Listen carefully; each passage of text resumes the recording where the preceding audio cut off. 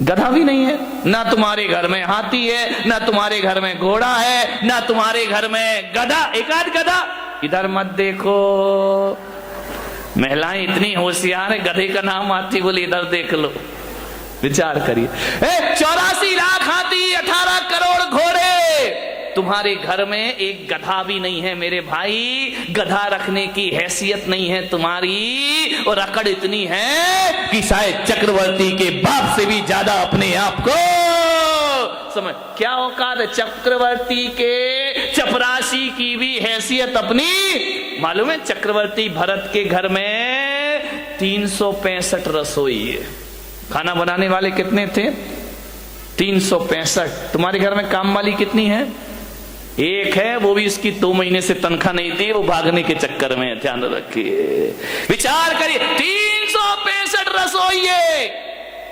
वो कहते हैं कि चक्रवर्ती अपनी जिंदगी में एक बार जिस थाली में भोजन कर ले, दोबारा वो थाली उसकी टेबल पर नहीं आती है। ध्यान रखना, सोने चांदी के बर्तनों में भोजन करने वाला चक्रवर्ती मान्यवर कुछ नहीं है अपने पास। अकड़ अकड़ के मत घूमो। क्या हैसियत है हमारी, क्या औकात है हमारी।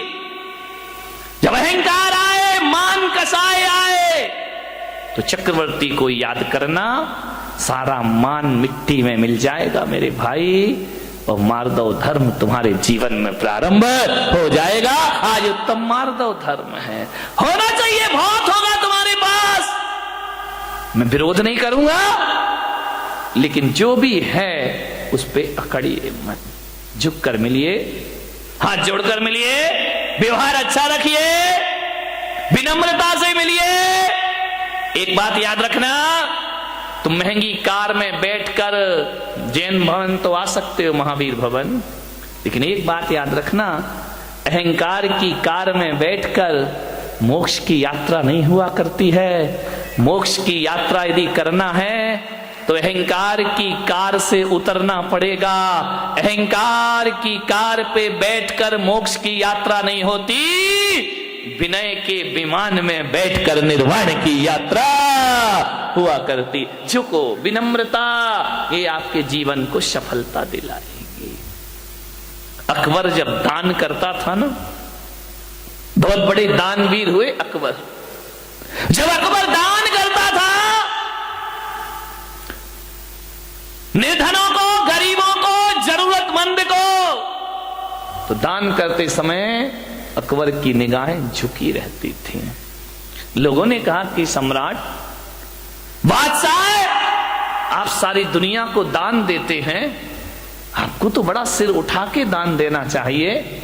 अकबर ने कहा कि नहीं, मैं सिर झुका के देता हूं। बोले क्यों? बोले मैं देता ही क्या हूं? बोले आपके दर पे जो आता है आप उसे जरूर दिया करते हैं। अकबर ने कहा मैं कुछ नहीं दिया करता हूं, ना मेरी औकात है कि मैं कुछ दे सकूं।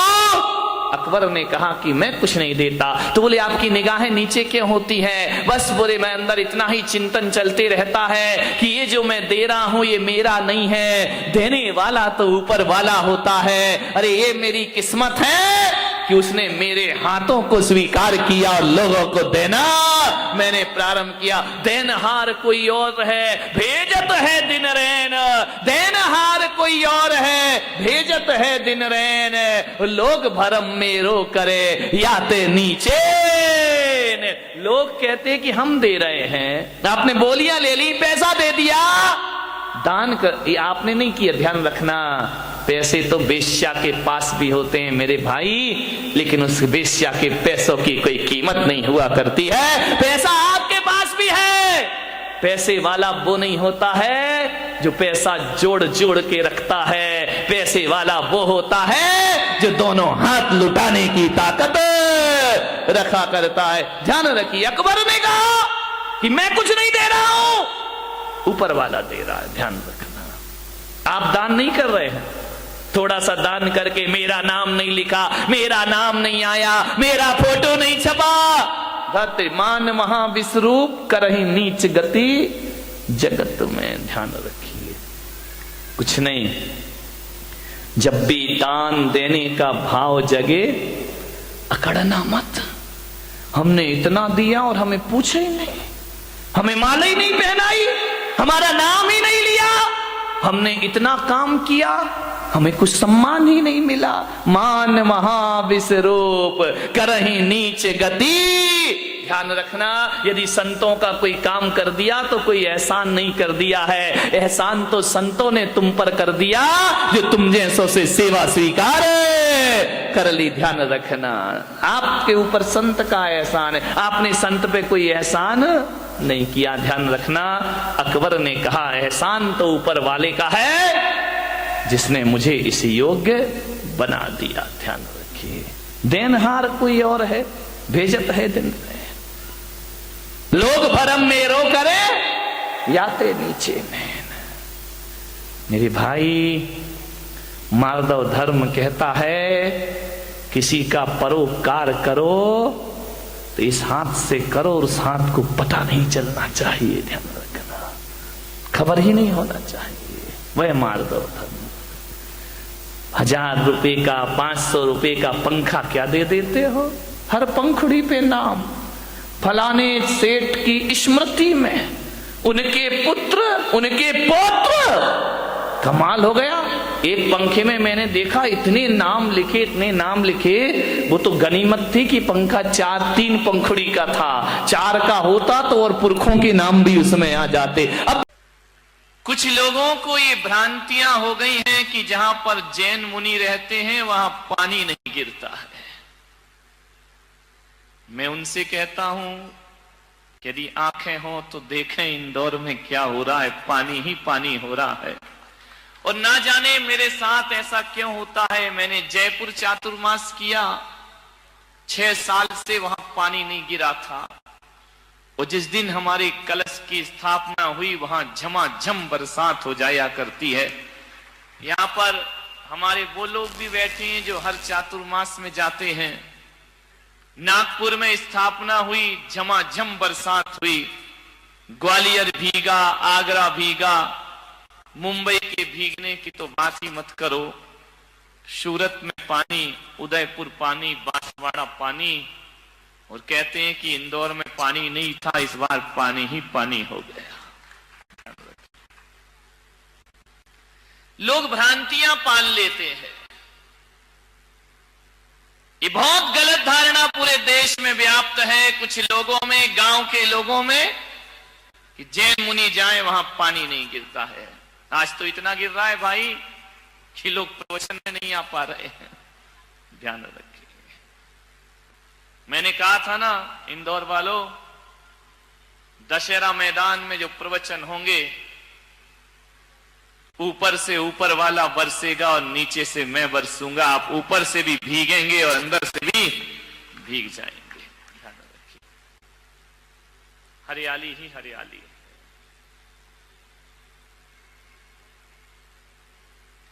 लेकिन पानी भी तो देखो कैसा है। अभी तक के प्रवचनों में दिन भर पानी गिरा, लेकिन प्रवचन के समय नहीं गिरा। आज भगवान ने कहा कि चलो यार, प्रवचन में भी थोड़ा बरसा देना चाहिए, नहीं तो प्रवचन के बाद ही गिरा है पानी। कोई बात नहीं, भीगते रहो।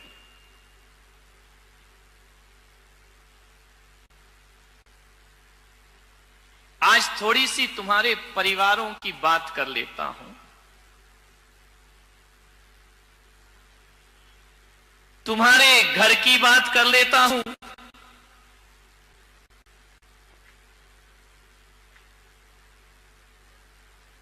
परिवार को चलाना है, परिवार को जीना है, परिवार को मजबूत बनाना है।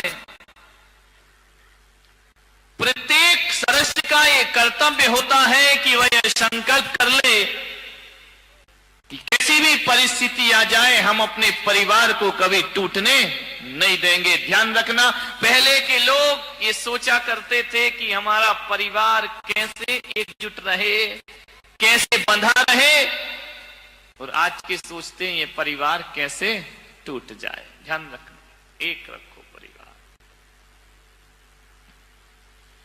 परिवार को जोड़ने के लिए 3 बातें आप याद रखिए। ये 3 बातें नहीं, ये 3 रत्न हैं। ये 3 बातें नहीं हैं,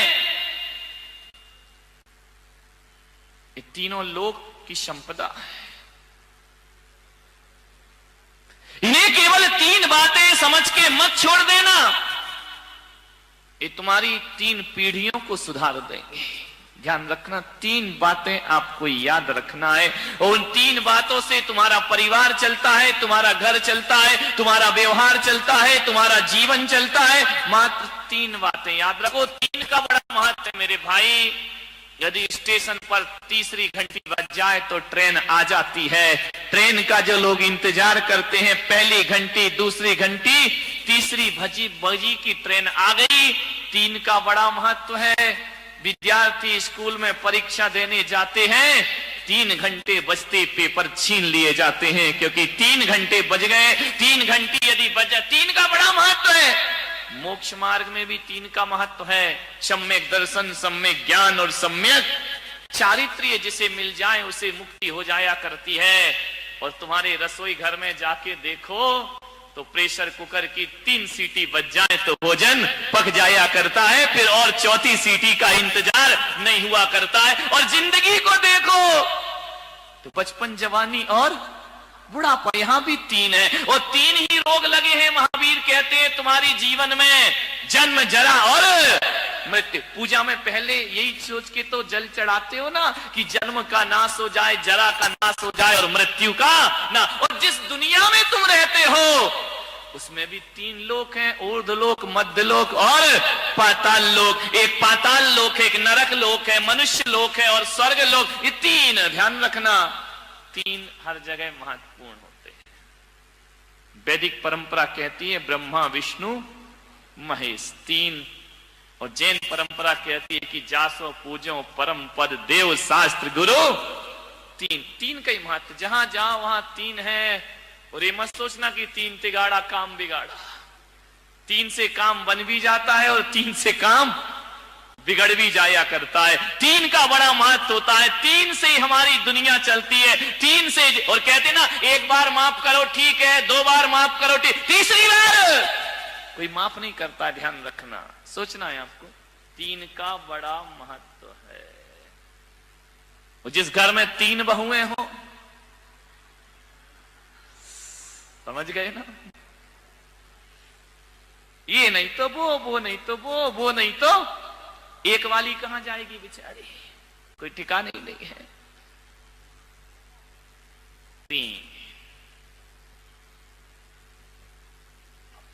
3 बातें याद रखिए परिवार को संगठित करने के लिए।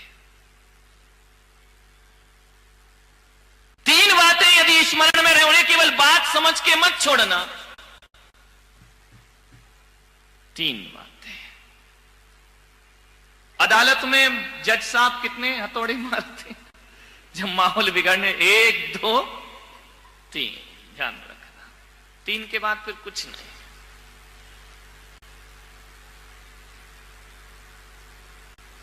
समझ लो तो ये 3 बातें जीवन का बहुत बड़ा सूत्र है।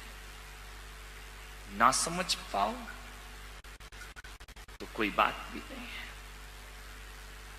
3 नदियां बड़ी प्रसिद्ध हैं, गंगा, जमुना, सरस्वती। संगम हो जाता जहां तीनों मिल जाए, प्रयागराज बन जाता है, तीर्थ स्थान बन जाया करता है। इसलिए 3 ही दे रहा हूं उसे, चाहे गंगा समझो, चाहे जमुना समझो, तुम्हारी मर्जी है। सरस्वती समझो, तुम्हारी मर्जी है। अरे सम्यक दर्शन समझो तो तुम्हारी मर्जी है। सम्यक ज्ञान, सम्यक चारित्र समझो तो तुम्हारी मर्जी है। और जीवन में 3 का ही महत्व होता है। एक माँ का महत्व होता है, एक महात्मा का महत्व होता है। ध्यान रखिए, मैं पुलक सागर कहता हूं, यदि तुम मुझे सच्चा गुरु मानते हो तो पेन बना के मुझे जेब में मत डालो मेरे भाई। ध्यान रखना, अपनी जेब में बंद करने के लिए गुरु बनाया है क्या? मैंने कहा एक बात ध्यान रख, अरे दीवारों पे तस्वीर लगाए वो सच्चा भक्त नहीं होता, दिलों में तस्वीर बसा ले वो सच्चा भक्त हुआ करता है, जो दिलों में बसा के रखता है। ध्यान रखें, धड़कनों में बसा के रखता है। इनमें क्या होगा? फोटो पेन में कुछ नहीं होता है, सब बेकार की चीज। मान्य मान महा विश्वरूप करहि नीच गति जगत में। अहंकार से बचो। अहंकार बड़ा मीठा है। एक शराब वो होती है जो मुंह से पी जाती है, और एक शराब वो होती है जो कान से पी जाती है। ध्यान रखना, मुंह से पी शराब तो चढ़ के रात सुबह उतर जाती है, लेकिन जो शराब कानों से पी जाती है उसका नशा जिंदगी भर भी उतरने वाला नहीं है। कान से प्रशंसा, अहंकार, प्रशंसा ऐसी शराब है जो कानों से पी जाती है। ध्यान रखना, ज्यादा प्रशंसा के भूखे मत बनो कि मुझे प्रशंसा नहीं मिली, मुझे प्रशंसा नहीं मिली। अरे गुलाब को कोई गुलाब ना कहे तो क्या उसकी खुशबू में कोई फर्क पड़ा करता है? ध्यान रखिए, जरूरी थोड़ी है कि गुलाब को गुलाब कहो तभी वो महकेगा।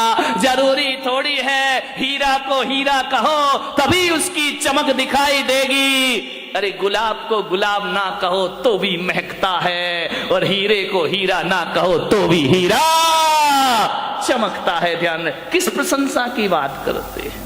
प्रशंसा का भूखा आदमी। प्रशंसा के दो शब्द। सबसे ज्यादा प्रशंसा की भूखी ये महिलाएं, नहीं यहां वाली नहीं, बंबई वाली। तुम्हारी तो मैं आगे जाके करूंगा। इतनी भूखी, चार शब्द अच्छे बोल दो, 1000 काम करा लो इनसे। ध्यान रखिए, प्रशंसा के भूखे मत बनो। ध्यान रखना, बड़े बड़ाई ना करें, बड़े ना बोलें बोल, और हीरा मुख से ना कहे कि लाख हमारा मोल। अपनी कीमत हीरा थोड़ी बताता है, पब्लिक बताती है कि हीरे की कीमत क्या हुआ करती। खुद की प्रशंसा खुद ही करते रहो, करते रहो, करते रहो। मान महा विश्रूप करहि नीच गति जगत में। खुद की प्रशंसा में। एक बार क्या हुआ, यमराज धरती पर आए और यमराज ने कहा अपने यमदूतों से कि जाओ, उस मूर्तिकार का समय हो गया, उसे लेकर के आइए। यमदूत आए। मूर्तिकार बड़ा होशियार था, बड़ा बुद्धिमान था, ऐसी मूर्तियां बनाता था, ऐसी मूर्ति। ये मूर्ति को देख के आप कह नहीं सकते थे कि असली है या नकली है। एक बार उस मूर्तिकार ने सोचा कि यार दुनिया से मुझे भी जाना पड़ेगा, एक दिन नंबर आएगा। किसी वकील ने सलाह दे दी कि एक काम कर, तुझे यदि यमराज यमदूत लेने आए तो थोड़ा सा धोखा दे देना मौत को धोखा। बोले हाँ। तो यमराज मालूम है मूर्तिकार ने क्या किया? वकील की सलाह पर अपने जैसे 7 पुतले बना लिए, और एक दिन जब यमदूत लेने आए तो 8वीं जगह खुद जाके खड़ा हो गया। यमदूत ने देखा कि यार इसमें कौन है मूर्तिकार, ये 8 के 8 तो एक से लग रहे हैं, एक सी डिजाइन, एक सा कलर, एक सा रंग, एक सा रूप। यमदूत ने थोड़ी देर देखा, लौट गए। मूर्तिकार बड़ा खुश हुआ कि यार आज मैंने यमदूत को धोखा। जैसे ही यमदूत यमलोक वापस लौटे, यमराज ने कहा क्यों रे खाली हाथ आया?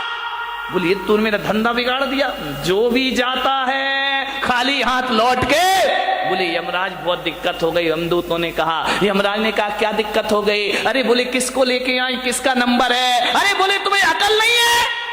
सबके नंबर फिक्स हैं, जिसका है उसे उठा लाओ। अरे बोले ब्रह्मा जी ने थोड़ा गड़बड़ कर दिया। बोले क्या गड़बड़ कर दिया? बोले एक सी डाई के लोग बना दिए, एक सा चेहरा, एक सा रंग, एक सा रूप। अब बताओ कौन मूर्तिकार को लेकर आओ? वहां तो 8 खड़े हुए हैं। यमराज ने कहा कुछ भी हो जाए, ब्रह्मा जी कभी गलती नहीं किया करते हैं, कोई ना कोई कमी जरूर रखा करते हैं। अरे बोले महाराज वहां कोई कमी नहीं है, 8 के 8 बिल्कुल एक से दिखाई दे रहे हैं। हमने 1 घंटा देखा लेकिन समझ नहीं पाए कि असली मूर्तिकार किसका नंबर है, किसे लाए। यमराज ने कहा इधर आओ, इधर आओ, इधर आओ। एक मंत्र देता हूं। बोले मंत्र? बोले हाँ, एक मंत्र देता हूं, उन 8 के सामने एक मंत्र पढ़ना, जो असली होगा बाहर निकल आएगा, ज्यादा समय नहीं लगेगा। इंसान कितनी भी चालाकी कर ले, हमसे ज्यादा चालाक नहीं। यमदूत फिर आए, मूर्तिकार को पता चला कि फिर कोई लेने आ रहा है, फिर जाके मूर्ति के बाजू में